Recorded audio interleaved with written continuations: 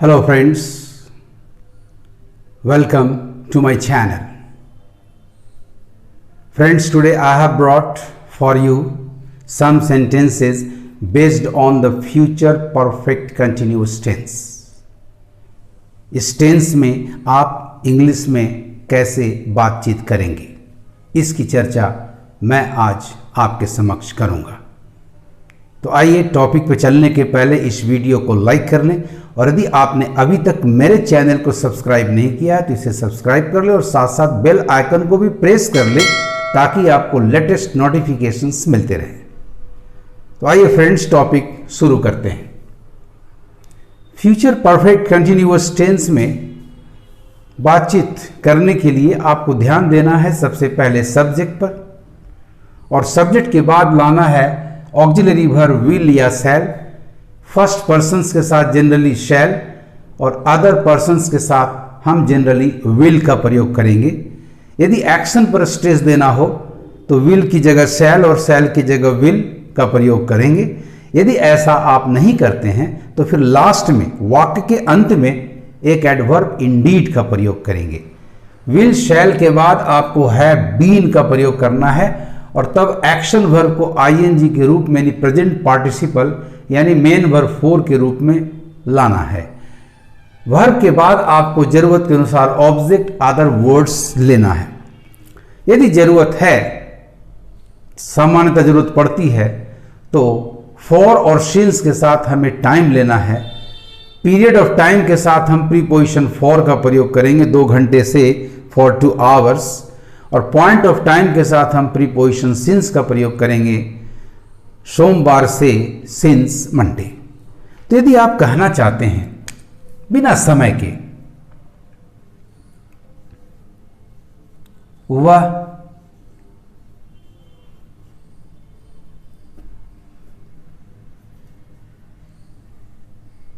खेलता हुआ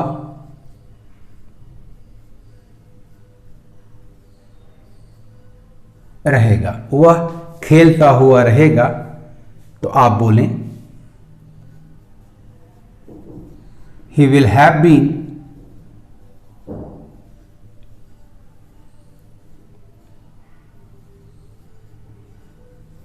playing, और आप बोलें he will have been playing, वह खेलता हुआ रहेगा, he will have been playing or he will have been playing। वह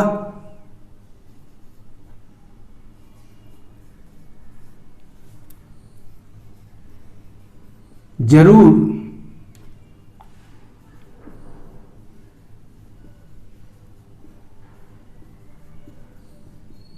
खेलता हुआ रहेगा। यहां एक्शन वर्ब पर मार्क करें, स्ट्रेस है, वह जरूर खेलता हुआ रहेगा, तो आप ही के साथ शैल का प्रयोग करें, he shall have been playing। और यदि आप शैल का प्रयोग नहीं करते हैं ही के साथ, विल का ही प्रयोग करते हैं, तो फिर अंत में इंडीड का प्रयोग करें।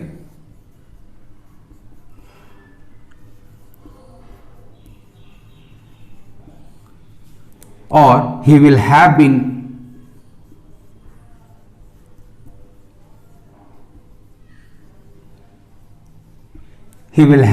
playing indeed। वह खेलता हुआ रहेगा, इसमें एक्शन पर कोई स्ट्रेस नहीं है, तो आप बोले he shall have been playing, वह जरूर खेलता हुआ रहेगा, तो आप बोले he shall have been playing और he will have been playing indeed। यदि आप कहना चाहते हैं मैं सोमवार से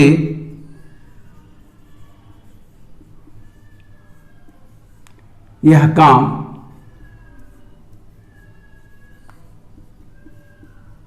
करता रहूंगा, मैं सोमवार से यह काम करता रहूंगा। मार्क करें, यहां पॉइंट ऑफ टाइम है सोमवार से, तो इसके लिए आप सिंस मंडे का प्रयोग करें।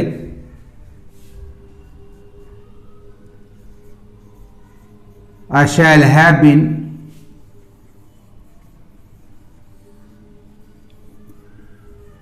doing this work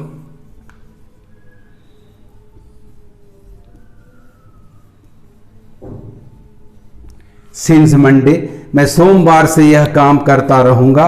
I shall have been doing this work since Monday. वह खेलता हुआ रहेगा. He will have been playing और he will have been playing. वह जरूर खेलता हुआ रहेगा. He shall have been playing और he will have been playing indeed. मैं सोमवार से यह काम करता रहूंगा. I shall have been doing this work since Monday. I shall have been doing this work since Monday. यदि आप कहना चाहते हैं कि राधा 2 घंटे से नाचती रहेगी,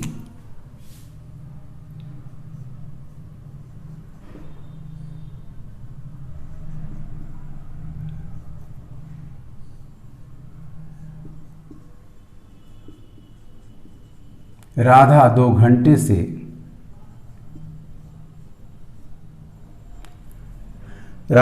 घंटे से नाचती रहेगी, तो आप यूज करें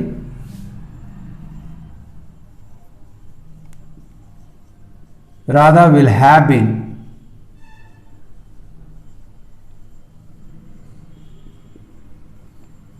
डांसिंग फॉर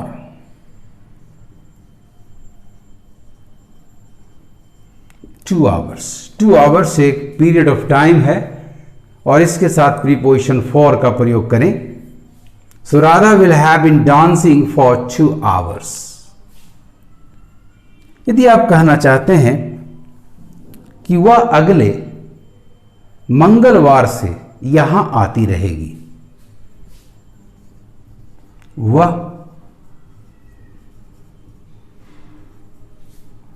अगले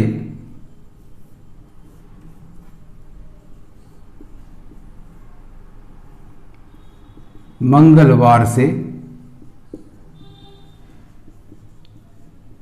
यहां आती रहेगी. वह अगले मंगलवार से यहां आती रहेगी. She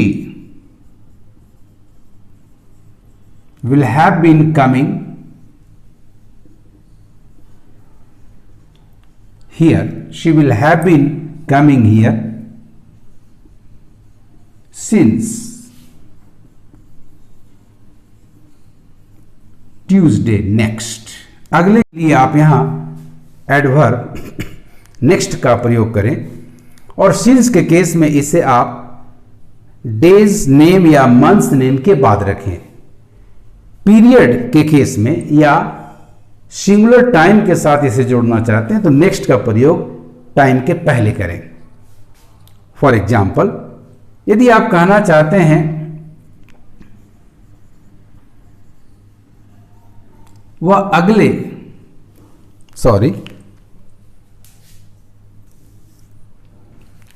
यदि आप कहना चाहते हैं कि वह अगले 2 दिनों से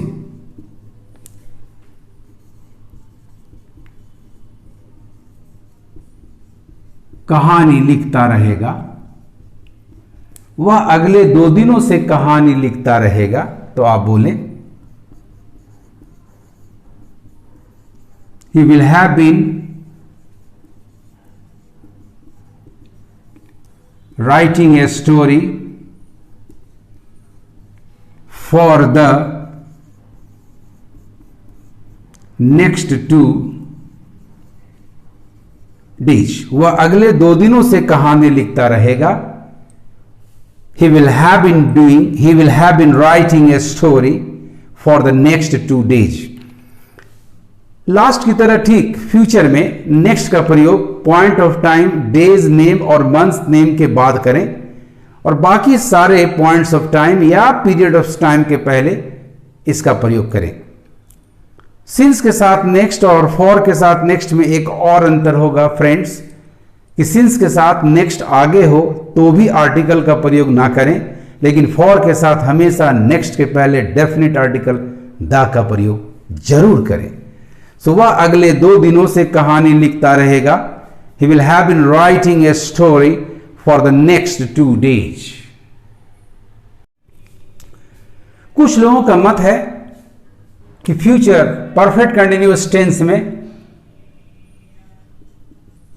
सिंस का प्रयोग गलत होता है, उसके स्थान पर फ्रॉम का प्रयोग होना चाहिए। सिंस का प्रयोग फ्यूचर परफेक्ट कंटिन्यूअस में गलत माना गया है और उसके स्थान पर विकल्प दिया गया फ्रॉम का, लेकिन यह विचार बिल्कुल गलत है, क्योंकि सिंस आपका कंटिन्यूटी, जारी रहना व्यक्त करता है और फ्रॉम केवल बिगिनिंग दिखलाता है। तो यदि आप कहते हैं कि वह सोमवार से यह काम करता रहेगा, तो दिखाना है कि वह व्यक्ति उस काम को सोमवार को शुरू करेगा और उसके बाद भी करना जारी रखेगा, तो सिंस मंडे होना चाहिए। और यदि आप कहते हैं कि वह इस काम को सोमवार से करेगा, जारी रखने का बोध आप नहीं करा रहे हैं, तो फिर आपको कहना चाहिए सिंस के स्थान पर फ्रॉम। जब सिंस कंटिन्यूटी दिखलाता है तो इसके साथ हमेशा फ्यूचर परफेक्ट कंटिन्यूअस टेंस का प्रयोग करेंगे आप, और फ्रॉम केवल बिगिनिंग दिखाता है, अर्थात उसके बाद वो जारी रखेगा या नहीं इस बात की चर्चा नहीं करता।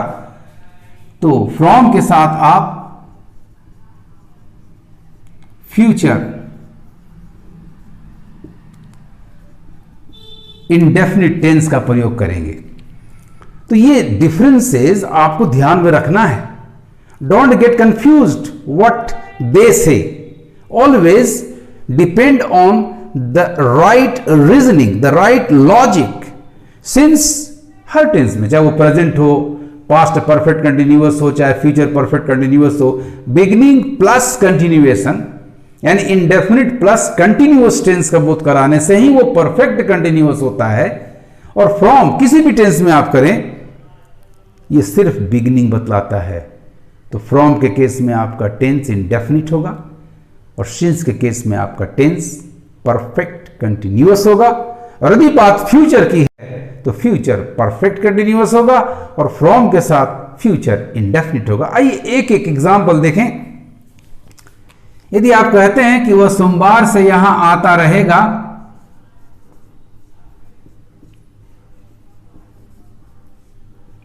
वह सोमवार से यहां आता रहेगा, तो आप बोले he will have been coming here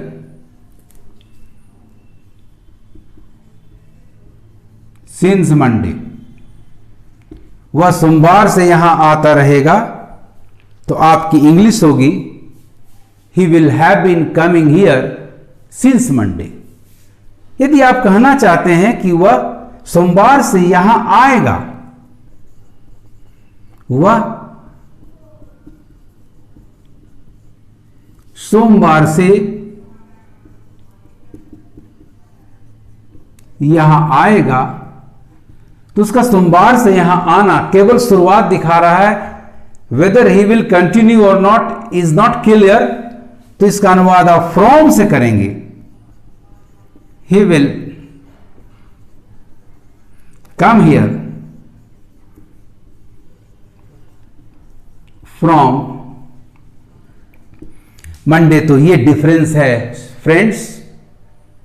सोमवार से परफेक्ट कंटिन्यूअस यदि है फ्यूचर में, तो सिंस मंडे का ही प्रयोग करें, और यदि बिगिनिंग का केवल सेंस है तो फ्यूचर इंडेफिनिट लाएं और फ्रॉम के साथ प्रयोग करें। उदाहरण से आप इस बात को दिमाग में बैठा लें, वह सोमवार से यहां आता रहेगा, he will have been coming here since Monday. वह सोमवार से यहां आएगा, he will come here from Monday. Future perfect continuous tense के संदर्भ में यदि आप संभावना व्यक्त करते हैं तो पॉसिबिलिटी एक्सप्रेस करने के लिए विल शैल के जगह आप मॉडल वर्ब मे का प्रयोग कर दें, have been plus main verb number 1 as it is. और यदि आप सर्टेनिटी, ये केवल पॉसिबिलिटी के लिए आप करेंगे,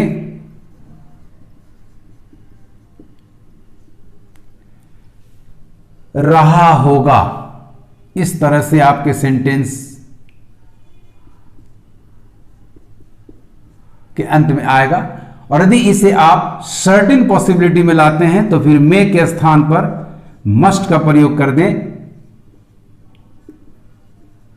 सर्टेन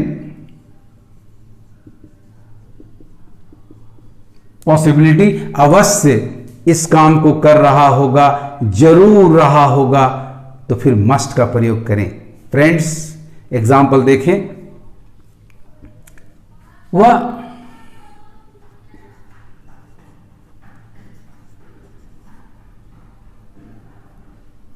कल से रो रहा होगा, बिल्कुल स्पष्ट है दोस्तों, वह कल से रो रहा होगा। अनुमान है कि कल उसने रोना शुरू किया होगा और आज भी जारी है, हो सकता है कल भी जारी रहे। वह कल से रो रहा होगा, तो आप बोलें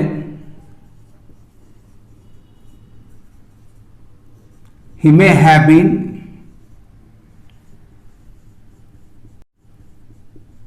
वीपिंग सिंस, कल से रो रहा होगा, यानी ये कल बीता हुआ है। सिंस यस्टरडे, वह कल से रो रहा होगा, he may have been weeping since yesterday. यदि आप इसी पर स्ट्रेस दे देते हैं और कहते हैं वह कल से जरूर रो रहा होगा, वह कल से अवश्य रो रहा होगा, वह कल से रो ही रहा होगा, जैसे बोलें आप, वह कल से अवश्य रो रहा होगा, वह कल से अवश्य रो रहा होगा, तो आप बोलें he must have been weeping since yesterday. तो दोस्तों, बहुत आसान है इंग्लिश में टॉक करना, इंग्लिश में कम्युनिकेट करना। आपको टेंसेस का प्रॉपर नॉलेज होना चाहिए और निरंतर अभ्यास करना चाहिए। जैसा मैं आपको सुझाव देता हूं, वो संभावना हो, निश्चितता हो, निश्चित संभावना हो, हर तरह के बातों को आप बड़े आसानी से इंग्लिश में बोल सकते हैं। तो आपको मेरा ये वीडियो कैसा लगा कमेंट करेंगे और ज्यादा से ज्यादा अपने दोस्तों रिश्तेदारों के बीच व्हाट्सएप और फेसबुक के जरिए इसे शेयर करेंगे। Thank you for watching my video.